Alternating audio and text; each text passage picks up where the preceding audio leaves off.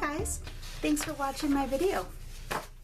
Today I just want to do a little bit of jelly printing fun with you guys and show you guys the ins and outs of what I do. I still get a lot of questions as far as, you know, how you use the Gelli Plate, what do you do with your prints, things like that. And there are some great videos out there. So definitely get on YouTube, search the internet, and there's a lot of great resources out there if you're just starting out.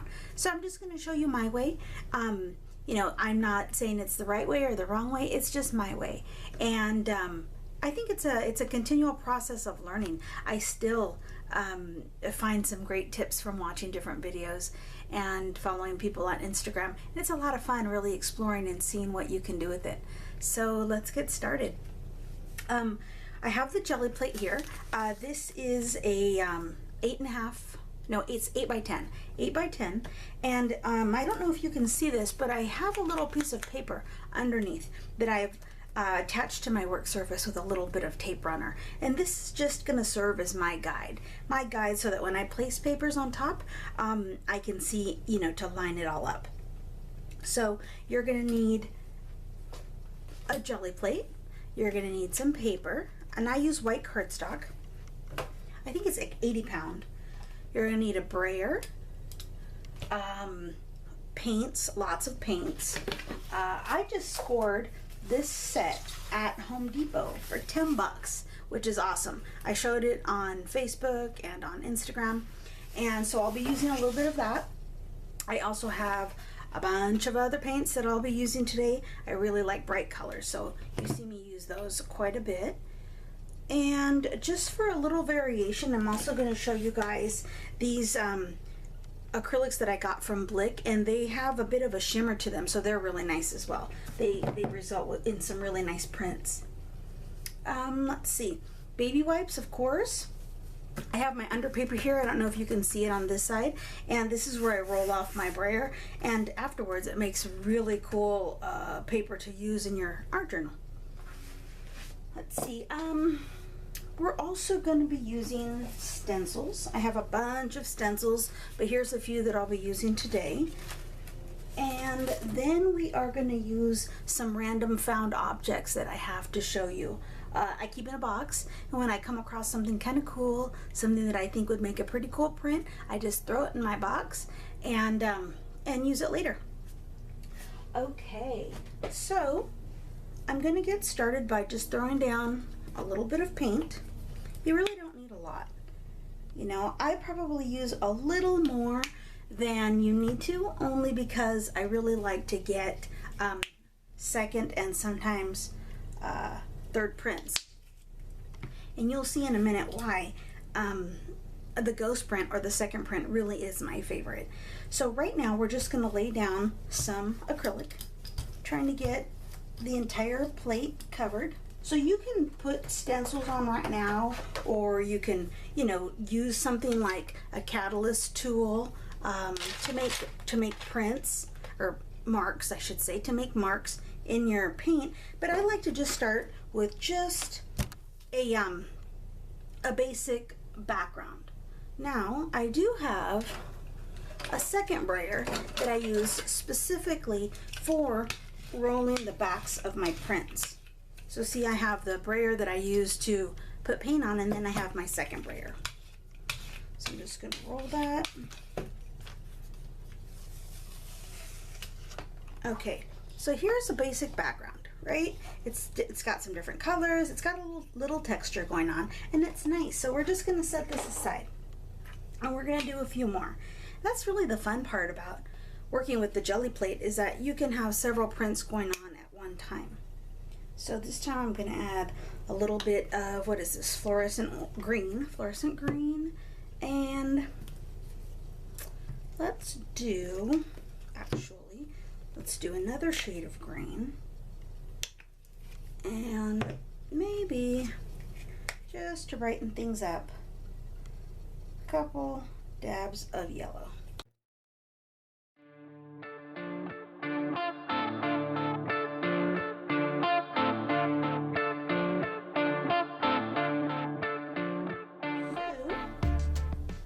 I am going to do another background with this one. Another piece of paper, put it right over it. I have that paper underneath my Gelli Plate, so it's serving as a guide. And if you don't have another brayer, you can always use your hands to burnish it. It's really easy. Okay, so this gave me a nice green. And as you can see, there's still some paint on there. So I'm going to take this print that I used as a cleanup earlier. I'm going to put it right down.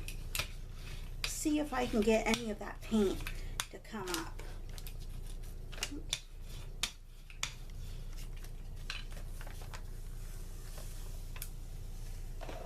Yeah, awesome. Okay, so see, you can see here that some of that pink and orange that I put down on that first print was still on the plate. So this is what I really love about ghost prints, is it'll pick up those old traces of paint and really give it a really cool effect. Okay, so I'm going to set that aside as well. Now, let's go back to this first print, okay? We're going to start with some stencils. So you have a couple of options. You can either use, the entire area, cover the entire area of your Gelli Plate with paint, and then put a stencil over the whole thing, and then put your print right on top.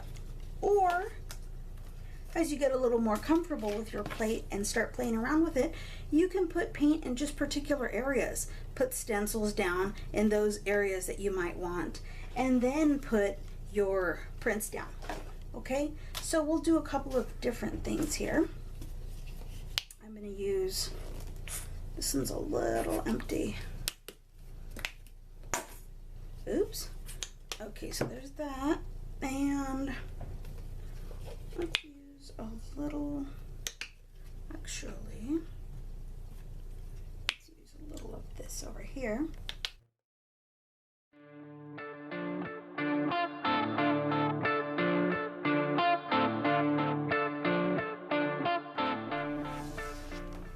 Ooh, I like that, that's pretty. Okay, now, there's still enough paint on there. What I'm going to do is I'm going to lay the stencil down over it.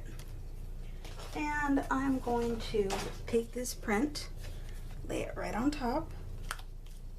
Again, I use that paper that I have underneath my Gelli Plate as a guide, just so I know where to line things up. It doesn't have to be perfect at all.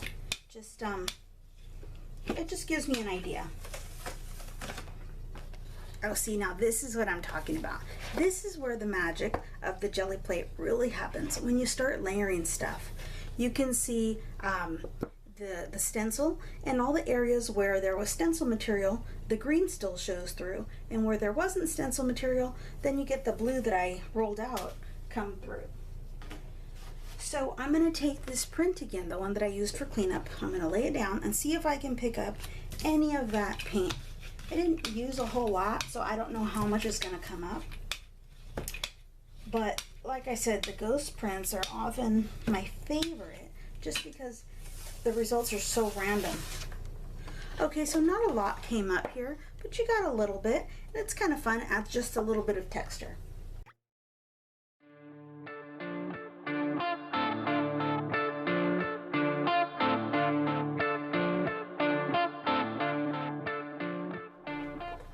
I'm really being drawn back to this cleanup print.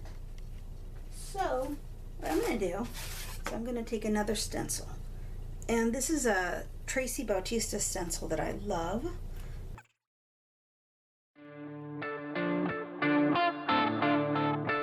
Let's see what we get. Oh, very cool. Love that. Oh, I really like that. Now I'm going to pick up my stencil. Don't forget also that you have paint on this stencil. You could lay it right down on a piece of paper, cover it with something just so you can burnish it with your hand or your brayer. Pull it up. Sometimes you'll get something, sometimes you won't. There's a little something on there, so at least it's a start of a background. Now here's this ghost print. Let's see what we get. Hopefully I didn't take too long. If you don't use a lot of paint, sometimes it'll dry out if you don't work too quickly. And if you're anything like me and get a little distracted just a little too easily, sometimes it'll dry out on you. Oh my goodness. Look at this. Look at these colors. I hope you can really see that. There's such a mixture of colors in here. There's some yellow, there's some green from previous prints. There's some of that kind of pinky purple color. There's the dark from the turquoise that kind of mixed with some of that pink. This is super cool. Okay, so you know what? This is a good time to explain something that I get questions about this quite a bit. Let's see, make sure I have them the right way. Okay, so this right here was a print that we pulled by rolling the paint down, putting a stencil, placing the piece of paper on top, burnishing it, and then pulling the print. So this is the first print.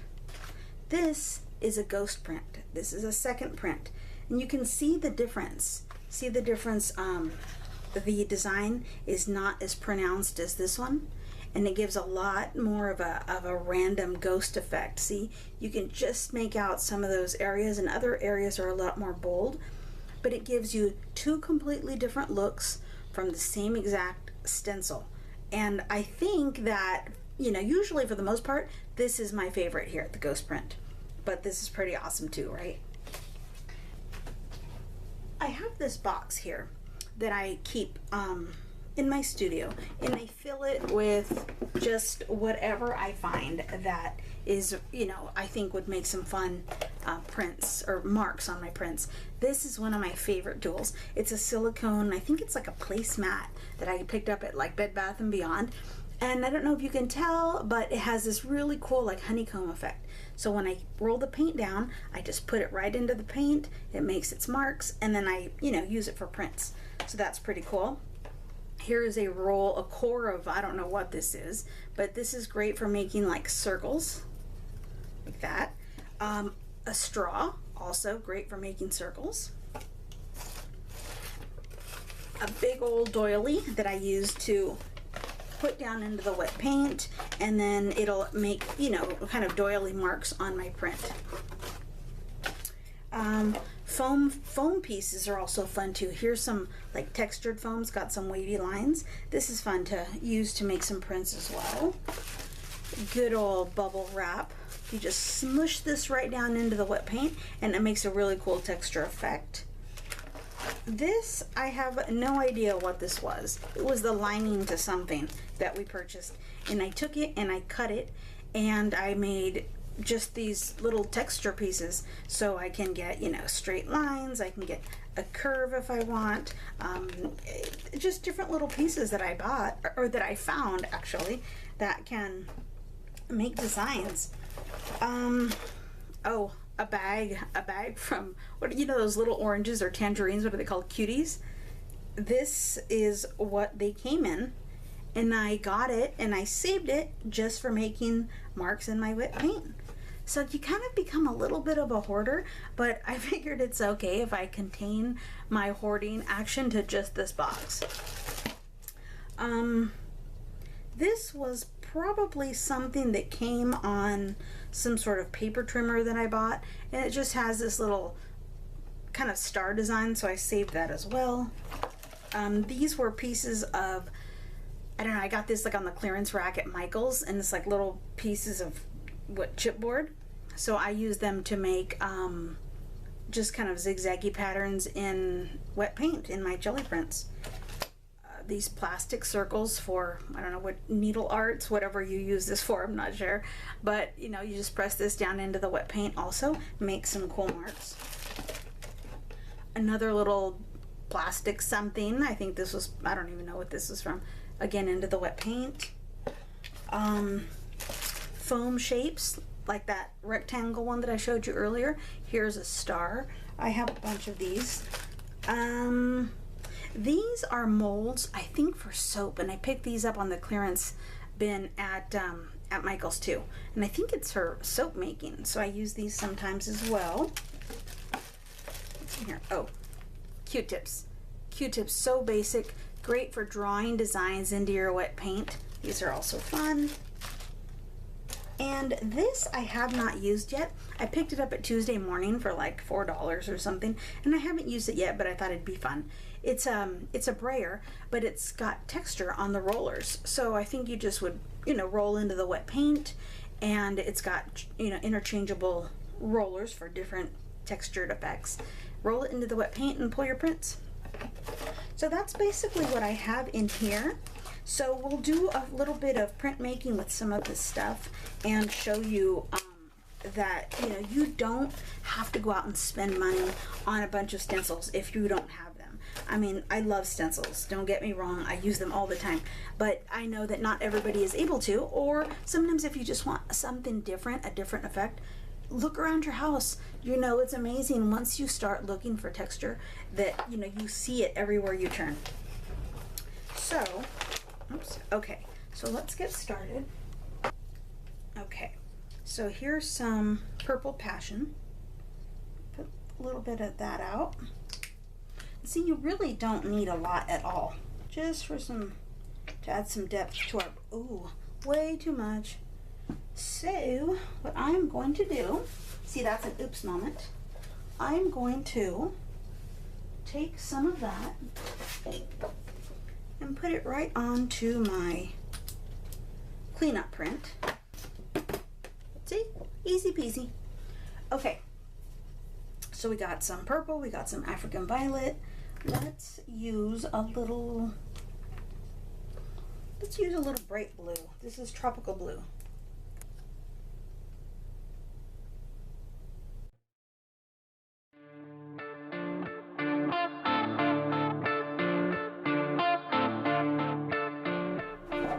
I should have used a bit more paint here, actually. Let's do this. Okay, learning moment for me. We're gonna put this down. This was the cleanup print that I had. We're gonna pull that paint off, and then we're gonna do it again. And only because when I'm using like just random objects that, it's gonna take me a little bit longer to cover my plate with the marks that I wanna make, I want that paint to stay wetter longer. And if you're not using like open paints or haven't used a retarder to increase the openness of your paint or your work time, then it's going to dry up. So since I'm using craft paint, I'm going to actually add a bit more than I normally would, only because I'm going to spend some extra time, making marks.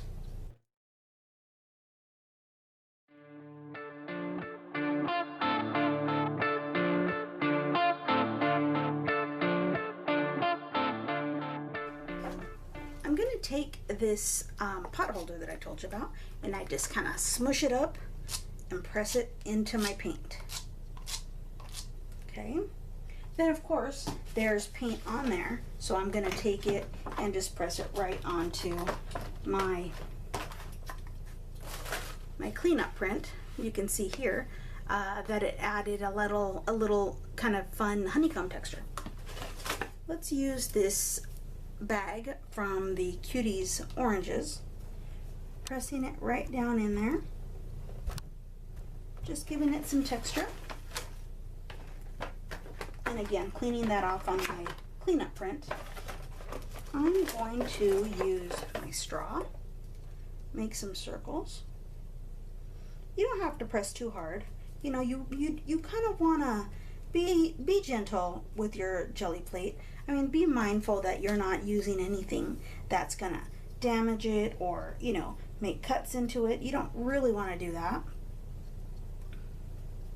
Okay, so I got some marks in there. I'm going to take my clean piece of cardstock, lay it right down.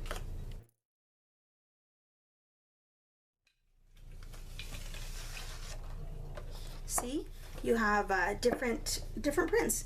I mean, different marks. You can see the Cuties bag. You can see the honeycombed shapes from the pot holder. You see the straws. You see the little cardboard core that I used. So we'll set that aside. There's not really too much paint on here actually that's left on the plate. So we're just gonna see if we can pick that up. Grab anything from it. A little bit, not too much, but that's okay. Now see, this is basically a great start for a journal page. You know, it's a great background. So a lot of times people, myself included, can get stuck. We look at a white blank page and we're like, oh man, what do I do? Where do I start? You know, where if you use your art journal, or at least some of your pages for cleanup, whether it's cleaning up stencils, whether it's cleaning up your Gelli Plate, your brayer, your paintbrushes, your stamps, whatever it is, and just throw some marks down, throw some paint down. It makes it a lot easier so that when you do come back to art journal, you have something to look at. You're not starting from that scary white page place. I liked the Purple Passion, and I liked the African Violet a lot. So I'm going to add a little bit of that.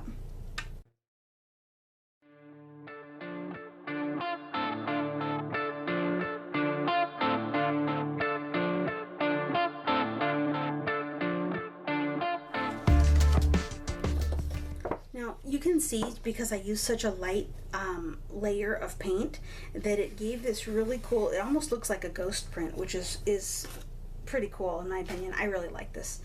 So we're going to take this print, we're going to lay it on top, see if we can pull anything up. I think one of my favorite things about the Gelli Plate is that it's so random. I mean, you can control a lot, but a lot of it is just random, just seeing what happens. See, this is really cool. I like this too. Okay, we're going to take a little bit more of this fluorescent pink.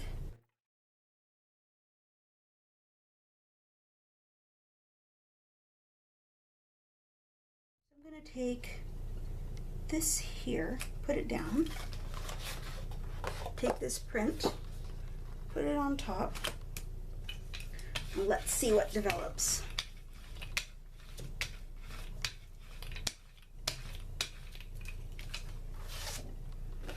Yeah, very cool. I'm going to see if we can pull a ghost print from what's on there. Put another little piece of paper down, burnish it some with my clean brayer. And here you go. So, you know, I got random sporadic marks here, but this is really cool because if you use this in an art journal later, you can fill in those areas with other marks and other paint. And you can see there is some layering going on here where you can see the previous stencil that I used and then this last one that I used here. So that's pretty cool too.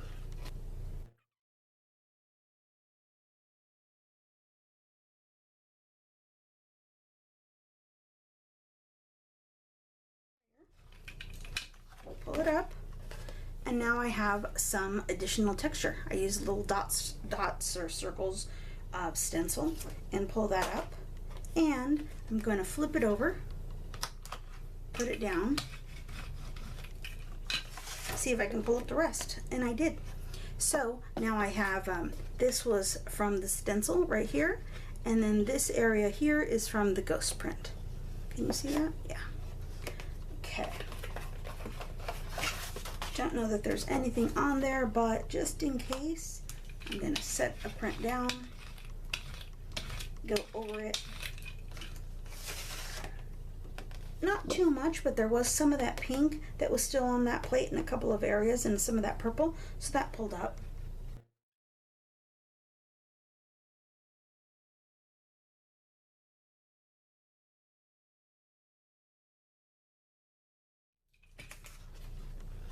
Well, that made very little marks, but it made something.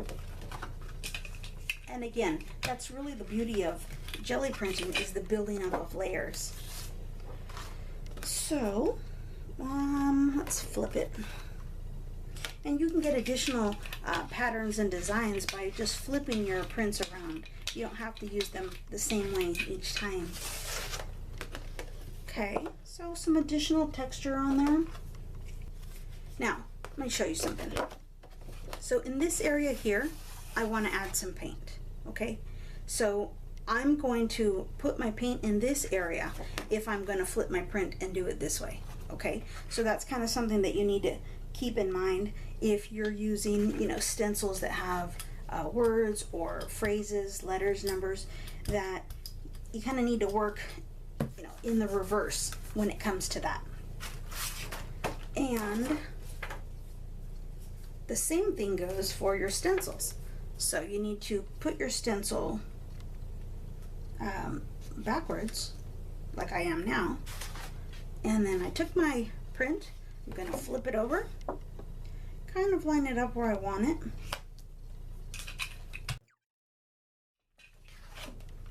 So you can see here that I have, it says life. So, you know, again, just remember when you're using words or letters or numbers, if you want them to read the correct way, you're going to kind of flip it around and do it backwards, okay? So now I have some pink here, I have some pink here. I think we need something darker.